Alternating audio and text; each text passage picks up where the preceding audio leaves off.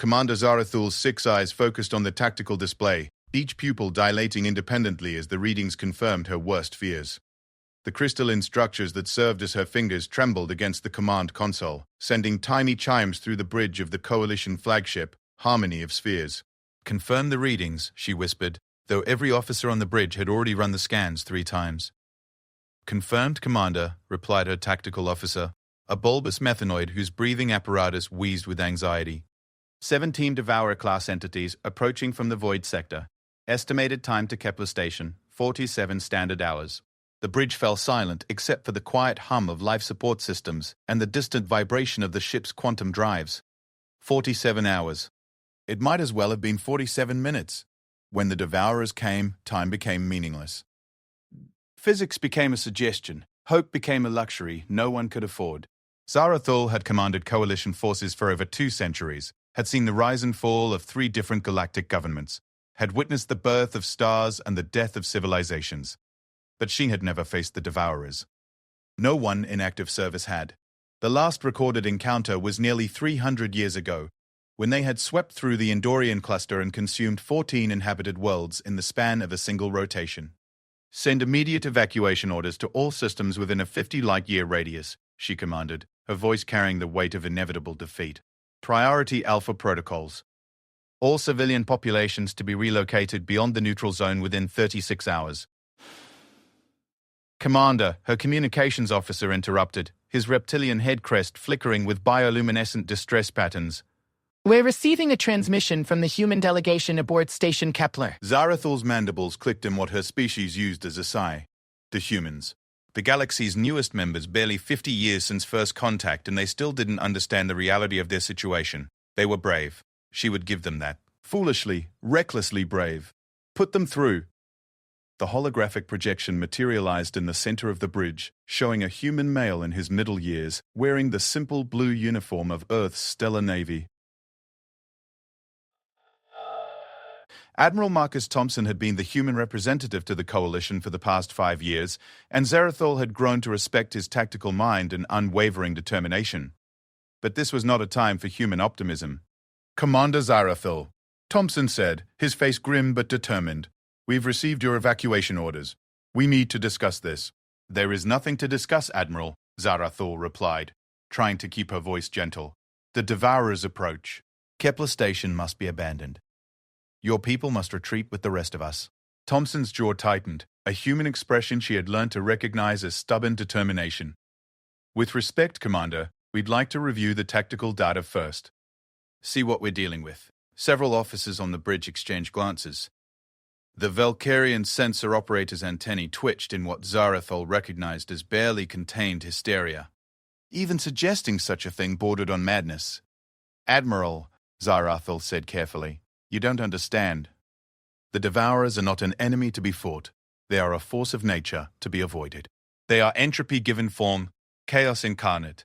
In 10,000 years of galactic civilization, no species has ever successfully engaged them in combat. Those who have tried no longer exist." Thompson leaned forward, and Zarathul saw something in his eyes that made her distinctly uncomfortable. It was not fear, which would have been sensible. It was not despair, which would have been realistic. It was something else entirely. Something that reminded her of the predatory focus she had seen in the great hunters of her homeworld. "Commander, humanity has a saying. The only way to deal with predators is to become a better predator. We'd like permission to bring our fleet assets to bear." The bridge erupted in shocked chittering, clicking, and various other expressions of disbelief from a dozen different species. Zarathul raised a crystalline hand for silence. "Admiral, I appreciate your courage, but you must understand the scale of what we face. The largest Devourer on record was nearly 8 kilometers long. Their hide is impervious to all known weapons. They move through space without any visible means of propulsion, ignoring gravitational fields and stellar radiation alike. They have been observed consuming the matter of entire starships, converting it into some form of energy that sustains them. This is not a military engagement. This is a natural disaster." Thompson's expression didn't change. "How many ships do we have in the immediate area?" "Admiral, how many ships?" Zarathul's combat tentacles, normally kept carefully hidden, began to emerge slightly from her torso, a sign of extreme agitation among her people. The Coalition maintains a rapid response fleet of 47 vessels in this sector. But Admiral, I must stress, and how many civilian transports will be attempting evacuation? Current projections indicate approximately 800 vessels of various classes will be needed to evacuate the threatened systems. Thompson was quiet for a moment, and when he spoke again, his voice carried a certainty that sent chills down Zarathul's crystalline spine. Commander, those are 800 ships full of innocent people trying to outrun something that, by your own description, doesn't follow the normal rules of physics. 800 sitting ducks. He paused, and his next words carried the weight of an avalanche. We can't outrun them. But maybe we can stop them. Admiral, this is not a debate. The evacuation order stands. Human vessels will comply with Coalition retreat protocols. I'm afraid that's not possible, Commander. The temperature on the bridge seemed to drop several degrees. Zarathul felt her crystalline structure beginning to resonate with tension, creating a low harmonic hum that indicated she was approaching the limits of her patience. Explain. Our fleet assets are not under Coalition command structure. Earth maintains sovereign military authority over human vessels. While we respect Coalition decisions in joint operations, this is not a joint operation. This is a defense of our new home. Zarathul's 6 eyes focused on Thompson with laser intensity. Your new home? Kepler Station houses 50,000 human colonists. Commander. It's the furthest we've ever established permanent settlement from Earth. It represents 50 years of human dreams and 20 years of hard work building something new among the stars. Thompson's voice hardened. We don't abandon our people, ever. The silence that followed was broken only by the soft whispers of various bridge officers communicating in their native languages, probably trying to determine if the humans had finally succumbed to collective insanity. Admiral, Zarathul said slowly, I am trying to save your species from extinction. The Devourers have destroyed civilizations that were ancient when your planet was still cooling. They have consumed entire star systems. What could humanity possibly have that could stand against such power? Thompson smiled, and for the first time in their conversation, Zarathul saw something that truly frightened her. It was not the smile of someone who was confident in victory. It was the smile of someone who was looking forward to the challenge. Innovation, Commander, and a really bad attitude toward anything that threatens our family. The transmission cut out, leaving the bridge in stunned silence. Commander, her tactical officer said quietly, what are your orders? Zarathul stared at the empty space where Thompson's hologram had been, her mind racing through scenarios and possibilities. In her 2 centuries of command, she had learned to read species and individuals, to understand their motivations and predict their actions. But the humans remained an enigma. They were too aggressive for their size, too optimistic for their experience, and too innovative for their own good. But they were also members of the Coalition, however new, and she had sworn an oath to protect all member species. Maintain evacuation protocols, she ordered. But prepare a combat observation post at the edge of the system. If the humans are determined to face the Devourers, we will at least bear witness to their courage. She paused, then added quietly, and perhaps learn something about the price of defying the impossible. Unknown to Zarathul, 300 light-years away in the Sol system, Admiral Sarah Chen was standing in the main operations center of Lunar Base, surrounded by holographic displays showing the deployment of humanity's most closely guarded secrets. Ships that didn't appear on any Coalition registry were powering up from hidden bases throughout human space. Weapons that violated 17 different galactic treaties were being loaded into cargo bays. Scientists who were supposed to be studying peaceful applications of exotic matter were instead calculating optimal targeting solutions for creatures that officially couldn't be killed. Chen touched her communication badge. Admiral Thompson, this is Lunar Base. Package delivery is confirmed. The cavalry is coming. From Kepler Station, Thompson's voice crackled back across the quantum communication link, distorted but determined. Roger, Lunar Base. Time to show the galaxy what happens when you threaten humanity's children. As the transmission ended, Chen looked up at the tactical display showing the approaching Devourer fleet. 17 creatures, each one capable of destroying an entire star system. For any reasonable species, this would be a time for prayer and preparation for death. But humanity had never been accused of being reasonable. Begin Phase 1 deployment, she ordered. It's time to go monster hunting. The die was cast. In 47 hours, the galaxy would witness something that had never happened in 10,000 years of recorded history.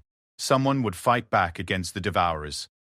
Whether humanity would survive the experience remained to be seen. But one thing was certain. The monsters were about to learn why Earth's dominant species had clawed their way to the top of their planet's food chain and had no intention of giving up that position just because they had moved to a bigger pond. The stage was set. The players were moving into position. And somewhere in the vast darkness between the stars, 17 ancient nightmares continued their approach, unaware that they were about to become prey for the first time in their existence. The galaxy held its breath and waited to see what humanity would do when faced with the impossible. They wouldn't have to wait long. 36 hours before the Devourers were scheduled to reach Kepler Station, the first human ships began arriving in the system. Commander Zarathol watched from her observation post at the system's edge, her 6 eyes tracking the sensor readings with growing confusion and alarm.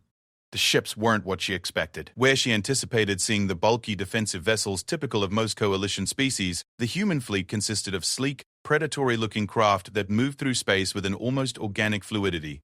They were smaller than standard Coalition battleships, but seemed to pulse with barely contained energy. Worse, her sensors couldn't get clear readings on their weapon systems.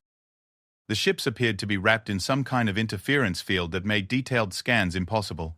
"How many vessels have entered the system?" she asked her tactical officer. "Difficult to say, Commander. Our sensors are detecting anomalies. The human ships appear to be using some form of stealth technology we haven't encountered before." Zarathal's mandibles clicked in frustration. First, the humans refused to evacuate, and now they were deploying technology they had somehow kept secret from their Coalition allies. As concerning as this was from a diplomatic perspective, she had to admit to a certain scientific curiosity about what humanity had been hiding. Open a channel to Admiral Thompson. Thompson's hologram appeared, but instead of the simple blue uniform he had worn before, he was now dressed in what appeared to be some kind of advanced combat suit.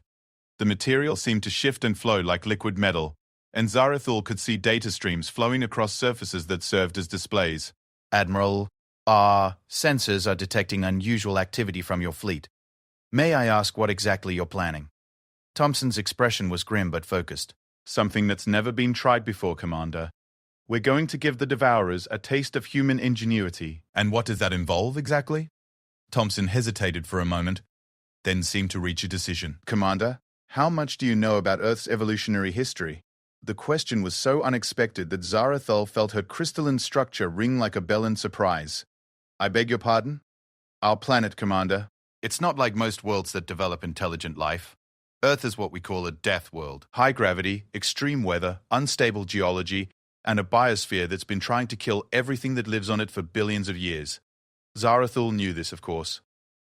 Earth's environmental conditions were notorious among Coalition scientists as being barely habitable by galactic standards. Most species required extensive life support systems just to visit the planet's surface. "Life on Earth doesn't just evolve to survive," Thompson continued. "It evolves to compete, to fight, to kill or be killed. Every successful species on our planet is either a predator or has developed ways to kill predators. Admiral, I fail to see how evolutionary biology relates to the current crisis." Thompson's smile was sharp as a blade. "Because, Commander, when humanity learned we weren't alone in the universe, the first question we asked wasn't, are they friendly? It was, how do we kill them if they're not?" A chill ran down Zarathul's spine, despite the fact that her species didn't actually have spines. There was something in Thompson's tone that suggested this wasn't hypothetical philosophy. "Every species develops according to their environment," Thompson continued. "The Devourers evolved in the void between stars, in a place where nothing can challenge them, where they're the ultimate predators. But humanity evolved on a world where everything wants to kill you, where the only way to survive is to become better at killing than everything else."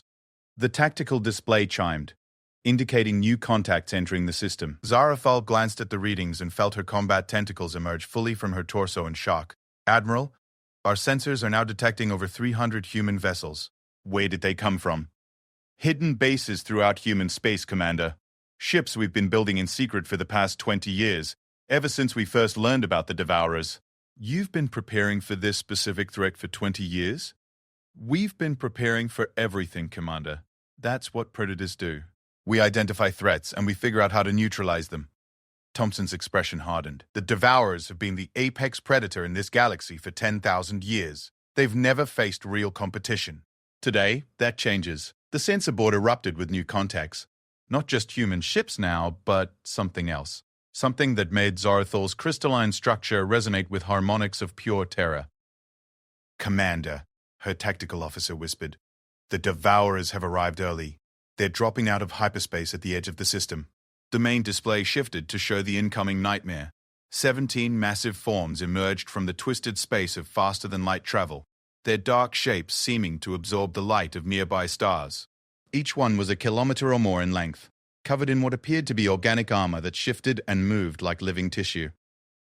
They had no obvious propulsion systems, no visible weapons, no recognizable technology of any kind. They looked less like starships and more like the fossilized remains of ancient gods. My stars, Zarathul breathed. I had forgotten how wrong they look. Indeed, the Devourers seemed to violate basic principles of physics just by existing. They moved through space without any visible means of propulsion, changing direction in ways that should have been impossible for objects of their mass. Worse, they seemed to bend light around themselves, creating distortion fields that made direct observation difficult. All ships. Thompson's voice came over the communication channel. This is Admiral Thompson. Execute Plan Cerberus. Show them what Earth's children can do. What happened next defied everything Zarathul thought she knew about space combat. The human ships didn't fall back to defensive positions as any sensible fleet would. Instead, they accelerated directly toward the Devourers, moving in formations that seemed more like hunting pack behaviors than military tactics. But as they approached, something extraordinary happened. The ships began to change. What Zarathul had taken for stealth technology was actually something far more sophisticated. The human vessels were reconfiguring themselves in real time, components shifting and merging, weapon systems emerging from hidden compartments, small frigates combined with larger cruisers to form massive hybrid platforms. Individual ships merged into multi-part weapon systems that had no analog in coalition technology. Impossible, her tactical officer whispered. Ships cannot simply combine like that. The structural integrity alone would be... He never finished the sentence, because that's when the humans opened fire. The weapons that erupted from the transformed human fleet were unlike anything in coalition experience. Instead of the familiar energy beams or projectile weapons used by most civilizations, the humans deployed something that appeared to tear holes in space itself. Brilliant purple tears opened in the vacuum around the Devourers, and from these apertures emerged streams of what could only be described as weaponized physics. The first Devourer to be hit seemed to convulse, its massive form twisting in ways that hurt to watch. The creature's organic armor began to smoke and bubble, and for the first time in recorded history, one of the ancient nightmares showed signs of damage. But the Devourers were not defenseless prey.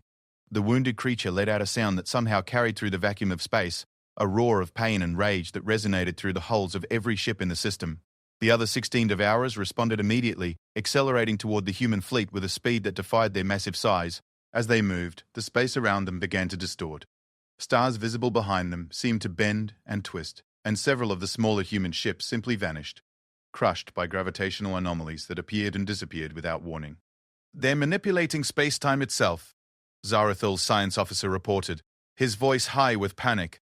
The Devourers are creating localized gravitational fields that... His words were cut off as one of the creatures opened what could only be described as a mouth. The orifice was easily 100 meters across, lined with structures that looked more like architectural elements than teeth. From this opening came a beam of absolute darkness, a stream of anti-light that seemed to devour the energy around it. 3 human ships were caught in the beam and simply ceased to exist. Not destroyed, not vaporized, but literally removed from reality, as if they had never been built. Dear ancestors, Zarathul whispered, the humans are fighting them. They're actually fighting the Devourers. But even as she watched, she could see that the human fleet was taking devastating losses. For every wound they inflicted on the creatures, they lost dozens of ships. The Devourers were simply too large, too powerful, too alien to be defeated by conventional tactics.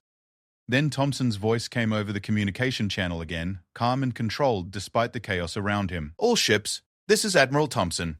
Phase 1 complete. Initiate Phase 2. Show them what happens when you back a predator into a corner. The remaining human ships suddenly changed their attack pattern. Instead of engaging the Devourers directly, they began moving in complex spirals around the creatures, launching what appeared to be some kind of deployment pods toward the massive forms. What are they doing now? Zarathul demanded. Her answer came a moment later as the pods reached their targets and began to unfold. Each one contained what looked like a swarm of mechanical insects, Thousands of tiny robots that immediately began burrowing into the Devourer's organic armor. The creature's response was immediate and terrifying. They began thrashing through space, their massive forms contorting as they tried to remove the mechanical parasites. But the tiny robots were designed for this purpose, and they began to spread across the creature's surfaces like a technological plague. Nanomachines, Zarathal's science officer reported with something approaching awe. The humans are using self-replicating nanomachines to attack the creatures from within. The effect was visible almost immediately. The Devourer's movements became more erratic, their attacks less coordinated. Whatever the nanomachines were doing, they were disrupting the creature's ability to function normally. But the Devourers were not helpless prey. As the mechanical swarms spread across their surfaces, the creatures began to emit some kind of electromagnetic pulse that caused the nanomachines to simply fall away. Their circuitry fried by energies no human technology should have been able to survive. Phase 2 ineffective, Thompson's voice reported with clinical detachment. Initiate Phase 3. Time for the nuclear option. Zarathul felt her crystalline structure begin to fracture slightly with stress. Nuclear option? Admiral, what exactly constitutes a nuclear option to a species that considers antimatter warheads to be conventional weapons? She got her answer when the human fleet suddenly pulled back to what seemed like a safe distance and began broadcasting a message on all frequencies. But it wasn't directed at the Coalition observation post or at other human ships. It was directed at the Devourers themselves. The message was simple, broadcast in a mixture of mathematical concepts, basic physics, and what appeared to be artistic representations. But the content was clear enough that even Zarathul could understand it. It was a challenge, a formal declaration of combat.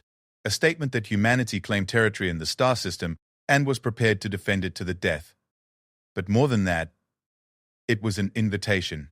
The humans weren't just fighting the Devourers, they were asking them to bring everything they had. The response from the creatures was immediate and overwhelming. All 17 Devourers suddenly focused their attention on the human fleet, abandoning any interest in the evacuation ships or Coalition forces. They accelerated toward the human positions with what could only be described as eagerness. They're taking the bait. Thompson's voice carried a note of satisfaction. All ships execute final phase. Let's show them why Earth's apex predator doesn't have any natural enemies. What happened next would be recorded in galactic history as either the greatest act of courage or the most spectacular suicide ever attempted by an intelligent species. The human ships stopped retreating and began accelerating directly toward the oncoming Devourers. But as they moved, they began broadcasting something new. Not a challenge this time, but information. Technical specifications, energy signatures, and what appeared to be biological data about the creatures themselves. They are sharing targeting data, Zarathul realized with dawning horror. The humans are coordinating their attack in real time, sharing every piece of information they gather about the creatures' weaknesses. The human fleet reached the Devourers and engaged them in close combat, their ships weaving between the massive forms like predatory fish attacking a whale. But this wasn't a desperate last stand. This was something else entirely. This was a learning experience. Every time a human ship was destroyed, the data from its final moments was transmitted to the rest of the fleet. Every successful hit on a Devourer was analyzed and improved upon. The humans weren't just fighting the creatures, they were studying them, adapting to them, evolving their tactics in real time. And, slowly, impossibly, they began to hurt the ancient nightmares in ways that mattered. One of the smaller Devourers, overwhelmed by concentrated fire from a dozen human vessels, let out that same space-spanning roar of pain and began to retreat. For the first time in 10,000 years, one of the galaxy's apex predators had decided that its prey was too dangerous to hunt. But the retreating Devourer ran into something it didn't expect. The space behind it suddenly erupted with new contacts as more human ships dropped out of hyperspace. Not the sleek combat vessels that had been fighting, but something far larger and more ominous. What are those? Zarathul demanded. Unknown configuration, her tactical officer replied. They appear to be factories? Mobile construction platforms. The new arrivals immediately began deploying structures that looked less like weapons and more like industrial equipment, but as the retreating Devourer approached them, these installations opened fire with weapons that dwarfed anything seen in the battle so far. The creature was caught in a crossfire of energies that seemed to unravel its very existence at the molecular level. Its organic armor began to dissolve, its massive form starting to come apart like a puzzle being disassembled by invisible hands. And then, impossibly, the Devourer died. The ancient creature's death throes sent shockwaves through both space and time, distorting reality itself for several light seconds around the battlefield. But when the distortions cleared, there was nothing left but a cloud of exotic particles where one of the galaxy's most feared predators had been. Silence fell across the battlefield as every participant, human and devourer alike, processed what had just happened. Then Thompson's voice came over the communication channel one more time, calm and controlled as ever. Devourer down. Repeat, we have confirmed one Devourer kill. All ships implement hunter-killer protocols. Let's show them that there's a new apex predator in this galaxy. The remaining 16 Devourers, creatures that had never known fear, suddenly found themselves facing something they didn't understand. For the first time in their existence, they were not the hunters. They were the hunted. The death of the first Devourer changed everything. Commander Zara Thol watched her tactical displays in stunned silence as the ancient creature's remains dispersed into cosmic dust. In 10,000 years of galactic civilization, this had never happened. The Devourers were immortal nightmares, forces of nature, unstoppable entropy given form. They weren't supposed to be killable. But there was the proof, spreading across several cubic kilometers of space in a slowly expanding cloud of exotic particles. Commander, her communications officer said quietly, we're receiving priority transmissions from Coalition High Command, the Xenarch Empire, the Crystal Confederacy, and, actually, from everyone. They all want to know what's happening here. Zarathul could imagine. News of the first Devourer death would spread through the galaxy faster than light could travel between stars. Every species, every government, every military force would want to understand how the impossible had become possible. But she was more interested in what was happening right now, because the battle was far from over. The remaining 16 Devourers had reacted to their siblings' death with what could only be described as fury. Their movements through space became more violent, more erratic. They were no longer methodically hunting the human ships. They were trying to annihilate everything in the system. Space itself began to warp around them as they unleashed their full power. Reality twisted into impossible shapes as the creatures manipulated fundamental forces that most species could barely comprehend, let alone control. Several nearby asteroids simply vanished, consumed by gravitational anomalies that appeared and disappeared without warning. But the humans adapted. Where any other species would have been overwhelmed by the escalating chaos, the human fleet seemed to thrive in it. Their ships moved through the distorted space like they were born to it, using the Devourer's own reality-warping abilities against them. How are they doing that? Zarathol's science officer demanded. Those gravitational fields should be crushing their ships. Admiral Thompson's voice came over the communication channel, answering the question before Zarathol could ask it. Commander, you might be interested to know that this isn't the first time humans have fought in environments where physics doesn't work properly. What do you mean? Earth's oceans, Commander. Specifically, the deep trenches where pressure and chemistry create conditions that are as alien to surface life as the void between stars. Humans have been exploring environments that want to kill us for thousands of years. We've learned to adapt. On the tactical display, Zarathul watched a human cruiser dive through a gravity well that should have crushed it like an egg, only to emerge on the other side and deliver a devastating attack to a Devourer's flank. The creature retaliated by opening another of those reality-devouring mouths, but the human ship was already gone, having used the creature's own gravitational manipulation to slingshot away at impossible speeds. But how are your weapons actually hurting them? Zarathul asked. Every recorded encounter suggests the Devourers are impervious to conventional weapons. Thompson's hologram flickered as his ship was caught in another gravitational distortion, but his voice remained steady. That's because everyone else has been using conventional weapons, Commander. Humans don't believe in fair fights. The tactical display showed what he meant. The human ships weren't just shooting at the Devourers, they were using the creature's own exotic properties against them. When a Devourer opened its reality-consuming mouth, human ships would fire specialized projectiles directly into the aperture. When the creatures manipulated space-time, human weapons would somehow amplify those distortions until they became self-destructive. We studied every recorded encounter with the Devourers for 50 years, Thompson continued, as his ship evaded another attack. Every sensor reading, every survivor report, every piece of debris. We figured out that the creatures aren't actually impervious to damage, they're just operating on physics principles that most species don't understand. A second devourer suddenly convulsed as it was caught in a coordinated attack from 6 human vessels.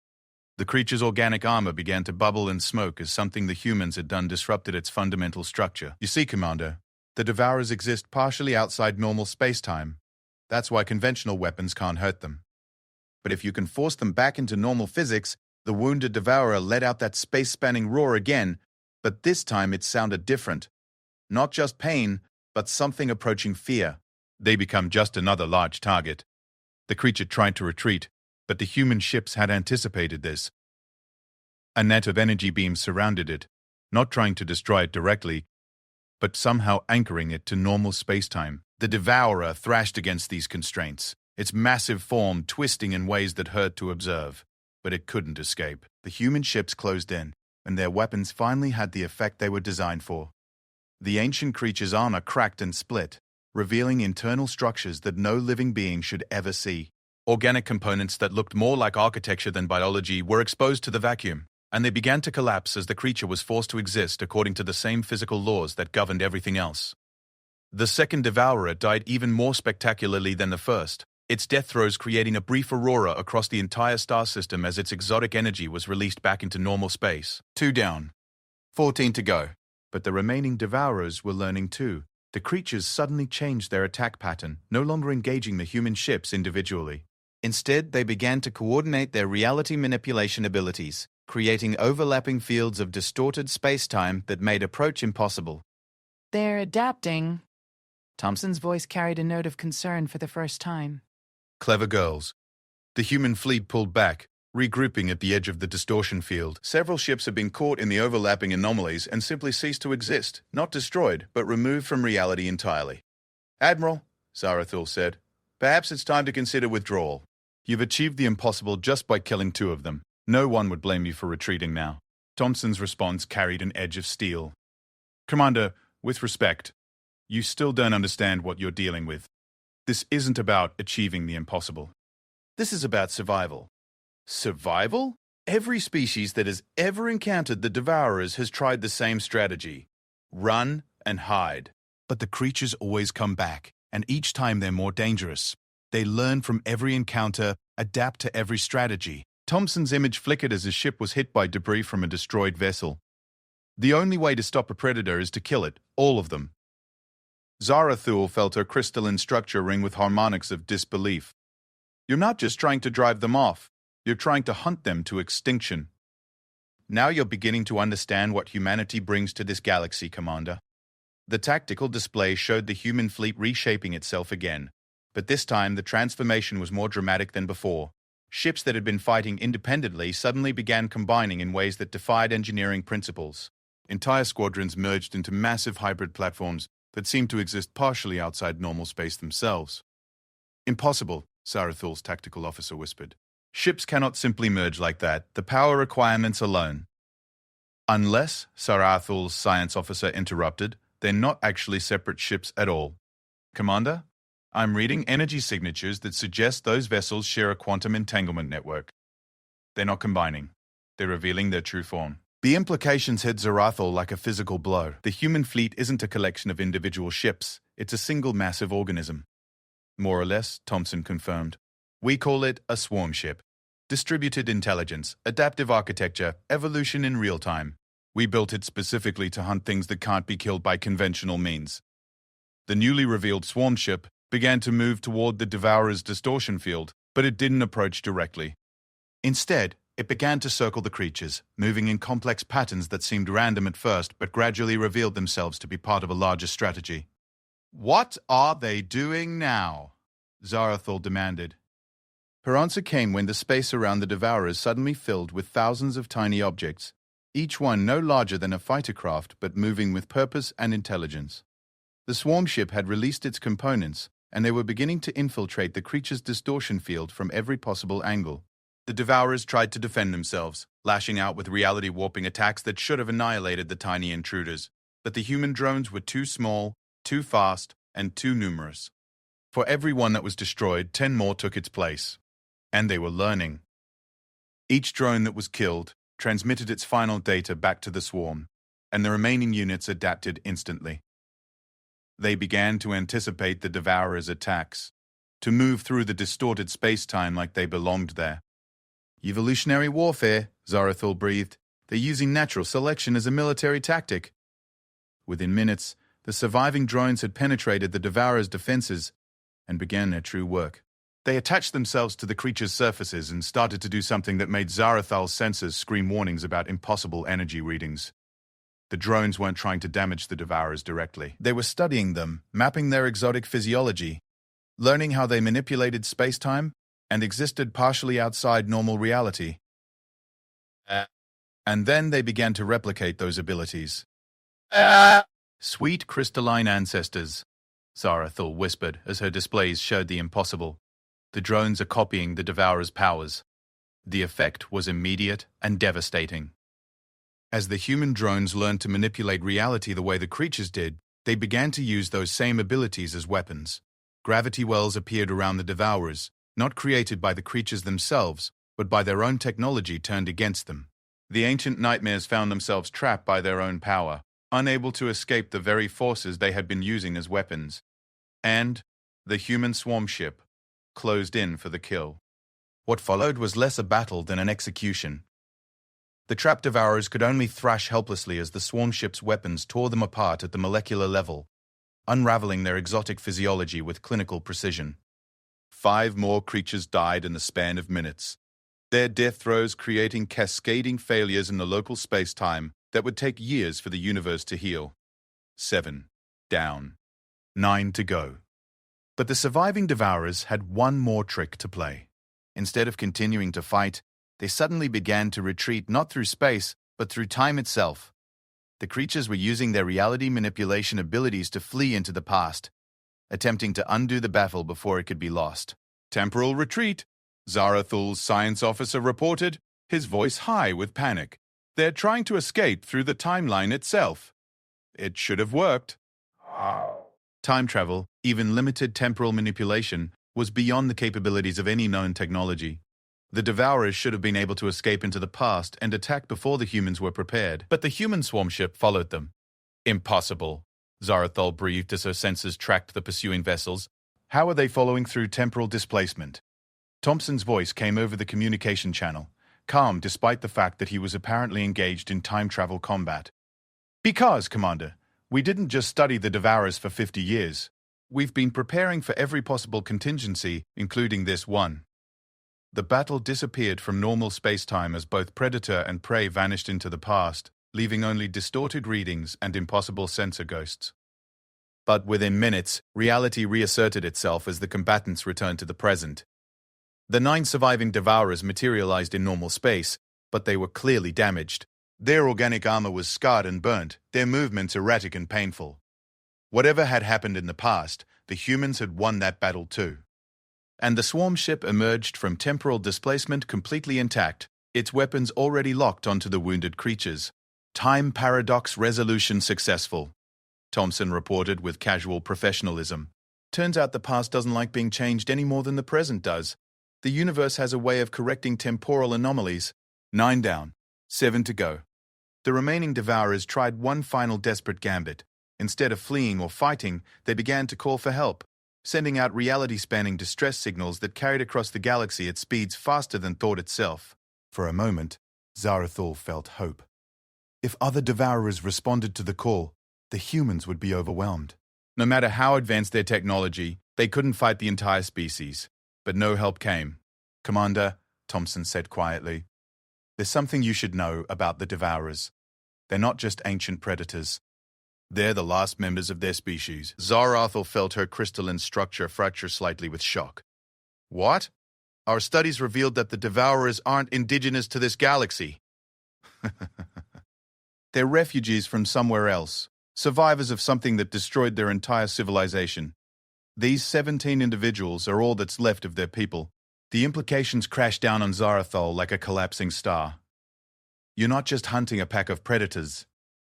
You're committing genocide." Thompson's voice carried no emotion at all. "Commander, do you know what happens to apex predators when a more successful species moves into their territory?"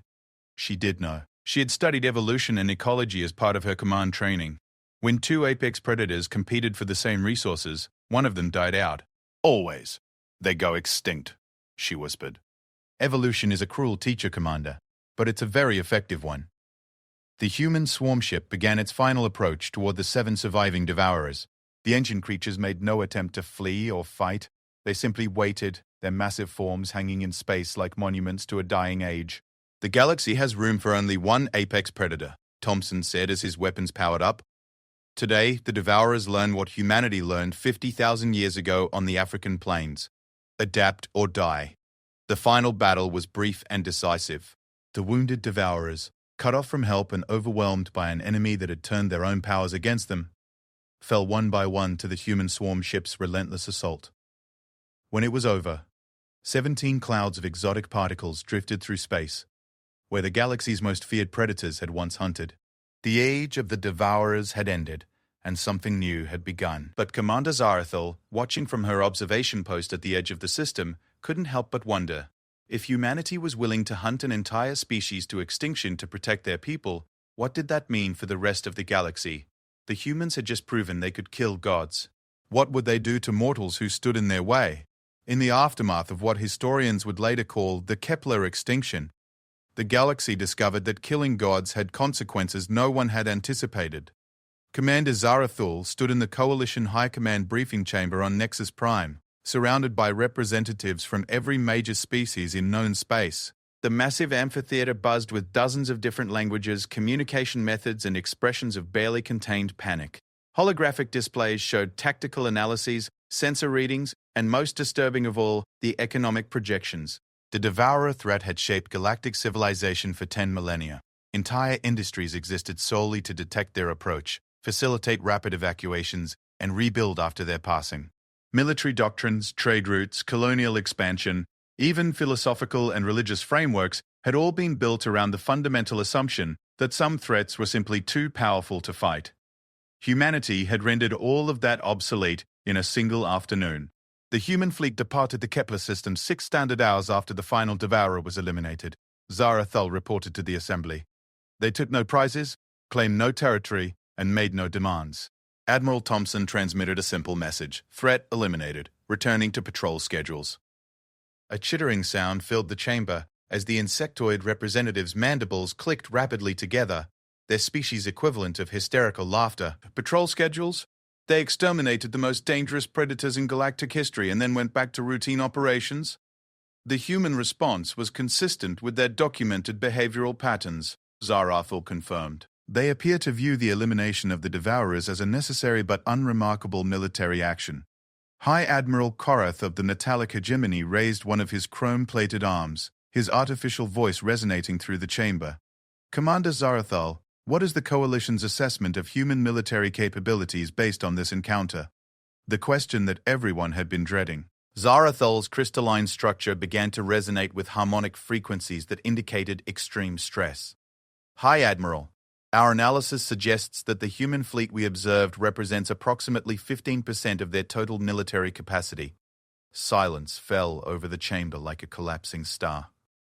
Even the translation devices seemed to pause as organic and artificial minds alike processed the implications. 15%? The voice belonged to Speaker Vorthak of the Psionic Collective, whose mental emanations carried undertones of barely controlled terror. You're telling us that what we witnessed was a minor engagement by human standards? That is correct, Speaker. Intelligence reports indicate that humanity has been building what they call a deep space defense network for the past 50 years. The vessels deployed at Kepler were described in their communications as light reconnaissance elements. The chamber erupted into chaos as representatives from dozens of species began shouting, chittering, harmonizing, and otherwise expressing their dismay.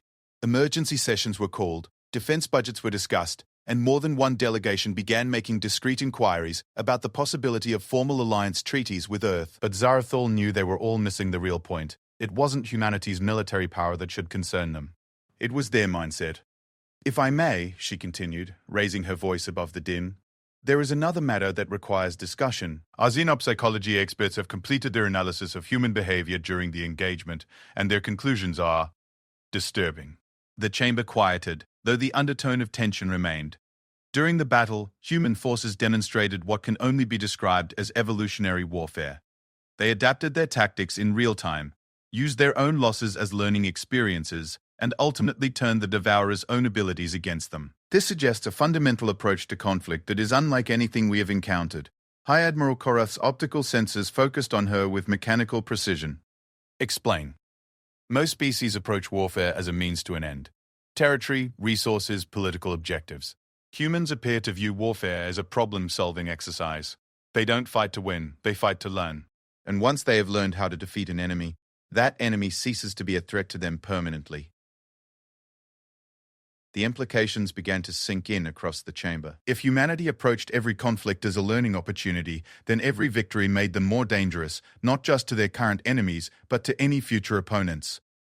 Furthermore, Zarathul continued, our analysis of their technological capabilities suggests that humans possess several categories of weapons that they did not deploy during the engagement. They appear to have deliberately chosen the minimum force necessary to eliminate the Devourers, possibly to avoid revealing the full extent of their capabilities.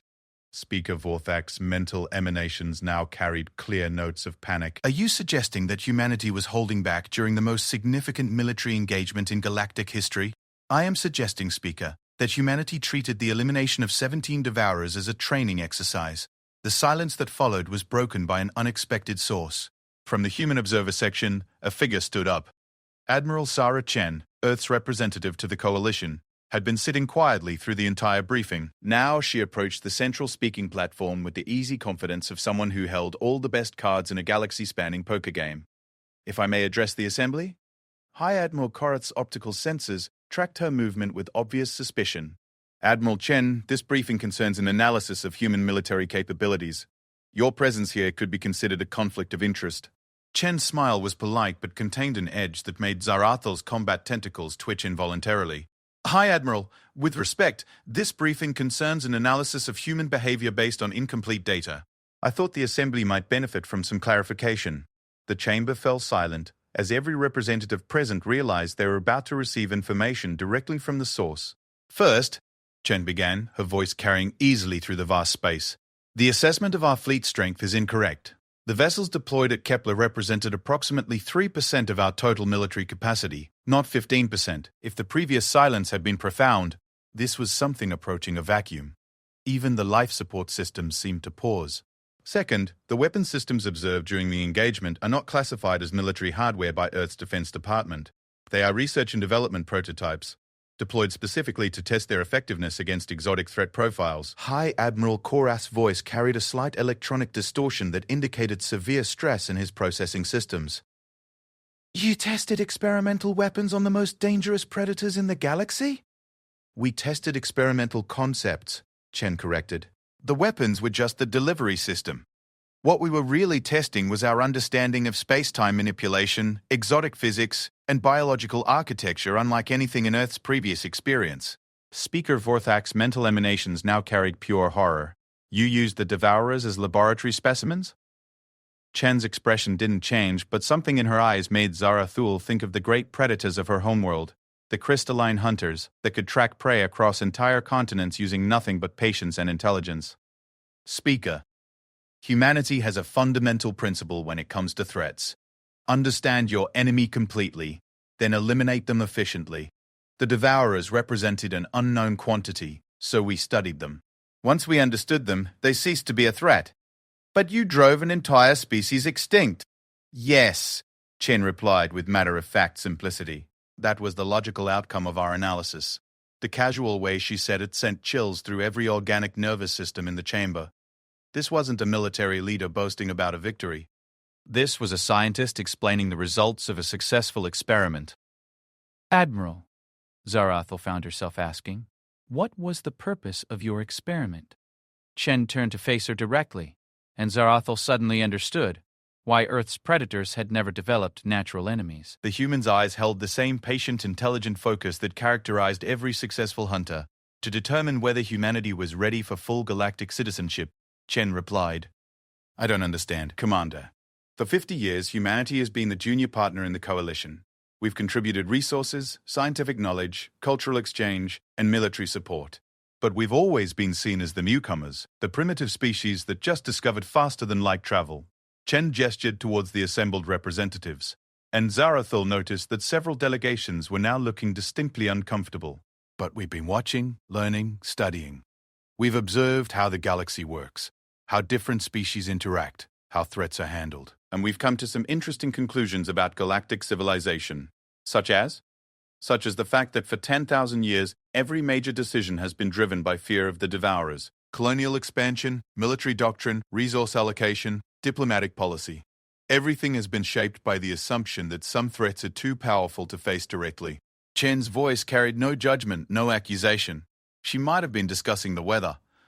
We decided to test that assumption.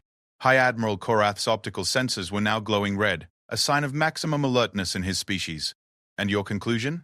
That the assumption was incorrect. The Devourers weren't unstoppable forces of nature. They were simply predators that no one had bothered to study properly. Once we understood their capabilities and limitations, developing countermeasures was a straightforward engineering problem. The chamber erupted into chaos again, but this time the tenor was different.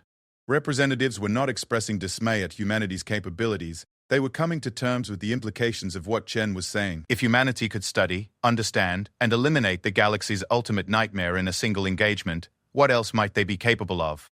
Admiral, Speaker Vorthak's mental emanations carried undertones of desperate curiosity. What are your people's intentions now? Chen's smile was perfectly pleasant and absolutely terrifying. Our intentions, Speaker, are the same as they've always been. We want to be good neighbors, contribute to galactic civilization, and protect our citizens' interests. But you've proven you can eliminate any threat to those interests. Yes, that was rather the point of the exercise. Zarathul felt her crystalline structure begin to fracture with stress as the full implications finally became clear.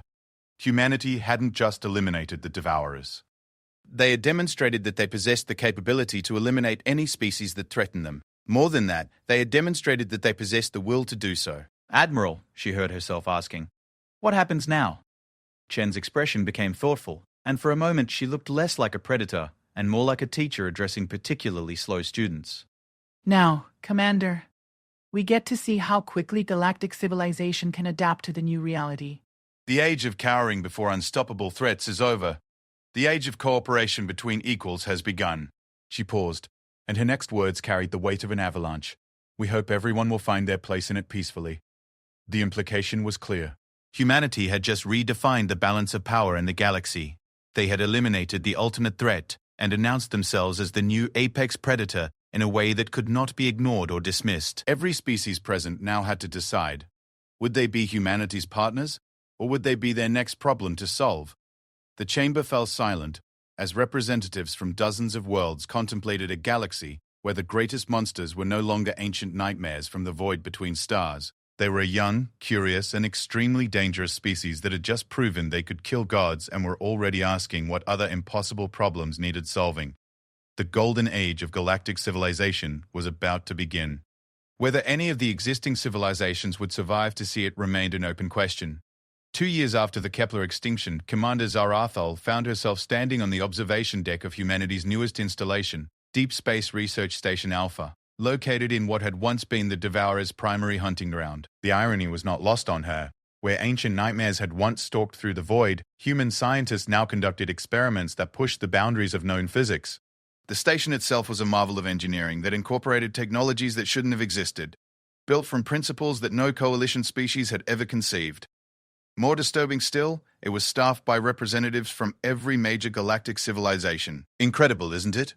Admiral Chen's voice carried a note of genuine pride as she joined Zarathul at the observation port. 18 months from concept to completion. The fastest large-scale construction project in galactic history.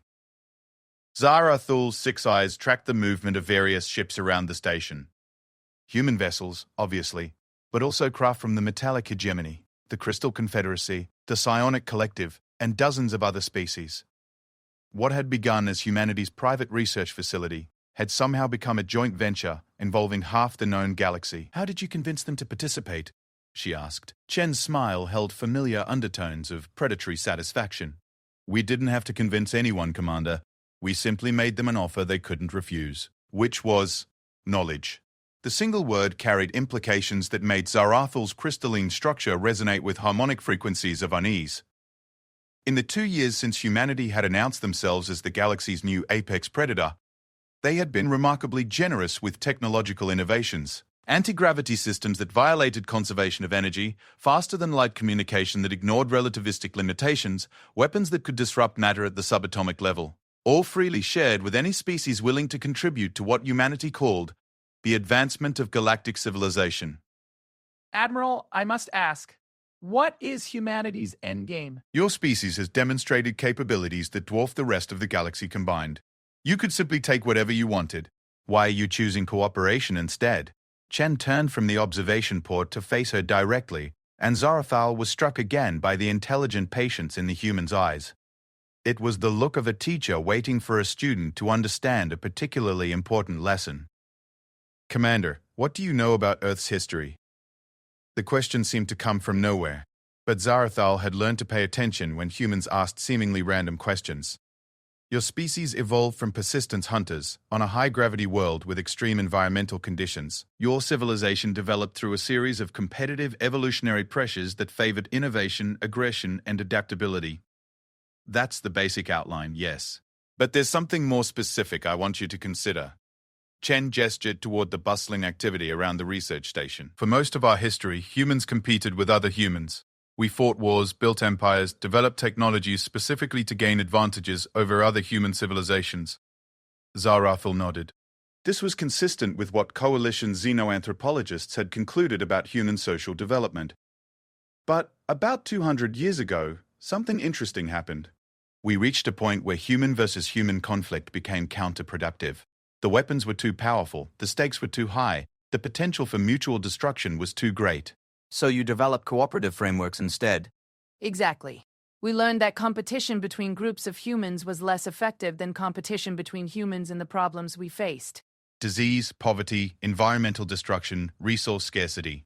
We turned our competitive instincts outward, toward challenges rather than each other. Chen paused, watching a massive cargo ship dock with the station. The vessel was clearly of hegemony construction, but its cargo holds were full of human-designed equipment. When we joined the galactic community, we encountered the same situation on a larger scale.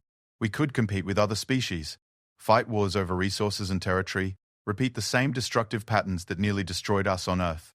Or we could turn our competitive instincts toward the real challenges facing galactic civilization, the problems that no single species could solve alone. Zarathal felt her combat tentacles emerge slightly as understanding began to dawn.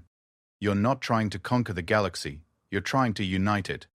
Chen's smile was brilliant and terrifying in equal measure. Commander, humanity has discovered something that most apex predators never learn. The most dangerous prey is often the most rewarding to hunt. I don't understand. The Devourers were dangerous because they operated outside normal physics, used principles that no one understood, posed a threat that couldn't be eliminated through conventional means. That made them perfect prey for a species that specializes in solving impossible problems. The implications crashed down on Zarathul like a collapsing star. You're looking for more impossible problems to solve. We're looking for challenges worthy of humanity's capabilities, Chen corrected, and we've found them. The observation deck's communication system chimed, and a holographic display materialized showing Admiral Thompson. He looked older than when Zarathul had first met him, but his eyes held the same predatory focus that had characterized humanity's approach to the Devourer threat. Admiral Chen, we're receiving confirmation from Deep Range Survey Team 7. The readings are consistent with theoretical models. Chen's expression became intensely focused. Confirmed probability of contact? 87% and rising. The signals match the predicted patterns for extragalactic civilization. Estimated technological level significantly above our own. Zarathul felt her crystalline structure begin to fracture with stress. Extragalactic civilization? Chen turned to her with the patient expression of a teacher about to reveal the final lesson in a very long course. Commander, why do you think humanity has been so eager to share our technology with other species? Why do you think we've been building research stations and defense networks throughout the galaxy? I assumed you were consolidating your position as the dominant power. We're preparing for the next test.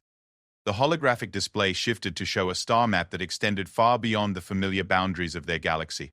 Points of light marked confirmed stellar positions, trade routes, communication networks. But at the very edge of the display, something else was highlighted.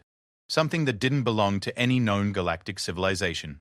3 months ago, our deep space monitoring stations detected artificial signals from the direction of the Andromeda Galaxy, Thompson continued. The signals show evidence of technology that operates on principles we don't understand, using energy sources we can't identify, and approaching our galaxy at speeds that should be impossible. Zarathul's 6 eyes focused on the display with growing horror. Another invasion? Another opportunity, Chen corrected. Commander, humanity spent 50 years preparing to face the Devourers. We've spent the last 2 years preparing for this. The star map zoomed in on the approaching signals, and Zarathul could see that they were moving in formation. Ships, or something analogous to ships, traveling through the void between galaxies as easily as most vessels moved between star systems. How many? She whispered. Current estimates suggest approximately 10,000 individual contacts, organized into 17 distinct fleet elements. Arrival time at the galactic periphery, approximately 8 standard months. 10,000 ships.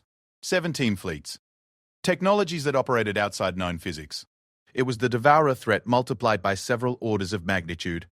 Admiral, Zarathul heard herself asking, how is humanity responding to this development?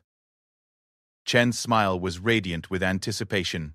Commander, do you remember what I told you about humanity's approach to impossible problems? She did remember. The most dangerous prey was often the most rewarding to hunt. You're not planning to run, we're planning to learn. Chen gestured toward the research station, where representatives from dozens of species were working together on projects that pushed the boundaries of known science. Everything we've done for the past 2 years has been preparation for this moment. The technology sharing, the joint research projects, the integrated defense networks. You've been preparing the galaxy for war. We've been preparing the galaxy for evolution. Chen's voice carried the weight of absolute certainty. Commander, humanity learned something important during our early history. The greatest advances in civilization come from facing the greatest challenges. The Devourers taught us how to manipulate exotic physics. These new arrivals will teach us something else entirely. Thompson's hologram flickered as new data came through. Admiral, we're receiving preliminary analysis from the xenoarchaeology teams. The signal patterns show evidence of multiple distinct technological paradigms. These aren't refugees from a dead civilization like the Devourers. This appears to be an active, expanding empire. Even better, Chen replied, with the enthusiasm of a scientist presented with the ultimate research opportunity. An empire suggests organization, planning, technology developed through systematic research rather than desperation. They'll have things to teach us. Zarathul felt her crystalline structure begin to resonate with harmonics she had never experienced before. Frequencies that spoke of concepts beyond her species' ability to process. Admiral, you're talking about facing an invasion force 10,000 times larger than the Devourer threat, with technology that surpasses even humanity's capabilities, and you're treating it as an educational opportunity. Commander, Chen replied with the infinite patience of a predator explaining hunting strategies to prey. That's exactly what it is. The holographic display shifted again, showing the current state of galactic civilization. Defense networks that incorporated human innovations, research facilities staffed by representatives from every known species, communication systems that linked every inhabited world in real time. For 10,000 years, galactic civilization remained static, because the greatest threat it faced was essentially a force of nature. The Devourers were entropy incarnate, chaos given form. They couldn't be reasoned with, negotiated with, or learned from. They could only be avoided. Chen's voice carried growing excitement as she continued. But these new arrivals are different. They're an organized civilization with technology and knowledge that we can study, understand, and ultimately surpass. They represent the greatest learning opportunity in galactic history. And if you're wrong, if they prove to be as unstoppable as the Devourers once seemed, Chen's smile was brilliant and absolutely merciless. Then we'll learn how to stop them anyway.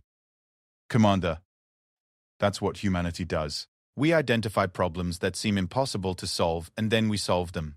The communication system chimed again, and this time the signal was coming from Earth itself. Admiral Chen straightened to attention as a new hologram materialized, showing an elderly human woman whose eyes held depths that spoke of experiences beyond normal comprehension. Admiral Chen, this is Director Morrison at Strategic Command. Phase 2 protocols are now active.